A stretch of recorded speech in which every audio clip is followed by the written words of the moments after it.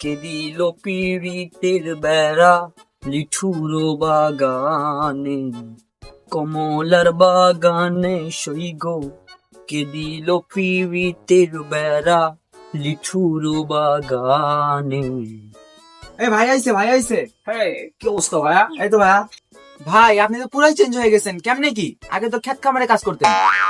অতীত নিয়ে টান দিও না তো ভাইয়া। তুমি না একটা জবের কথা বলছিলা, জব করবা নাকি? জব করলে ঢুকাই দিই সেনাবাহিনীতে। উচ্চতা তো তোমার ভালোই আছে। ভাই আমি যে উসা, আমার তো পুলিশই না, আর সেনাবাহিনী কেমনে কি ভাই? আরে সমস্যা নাই, সেনাবাহিনী আমার কাছের ছোট ভাই।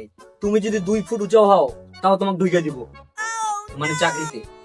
তবে ঠিক আছে, আমার একটা চাকরির ব্যবস্থা করে দিন। হ্যাঁ আরে ভাই দাঁড়াও তো, একটা ফোন দিই। হ্যাঁ কদম আলী, আরে এই যে মোড়ের মধ্যে আমার গাড়িটা নিয়ে আসো তো। হ্যাঁ মোড়ের মধ্যে। কি কোন ভাই, এই চিপা রাস্তায় আপনার এত বড় গাড়ি ঢুকবো? আরে ঢুকবো, সমস্যা নাই, আইলেই দেখতে হবা। ভাই এত টাকা পয়সা, এত উন্নতি, কেমনে কি ভাই? আরে ভাই আপনার গাড়ি। ভাই এটা যে সাইকেল, আপনি কি চালাতে পারবেন? আরে হ্যাঁ পারবো, 12 মাস তো গেলে চলে। এই সরো। এই দেখছোস ভাইয়ের কি চেঞ্জ? আরে ভাই ভাই ভাই ভাই, এ ভাইরে উঠা, ভাইরে উঠা, ভাইরে উঠা।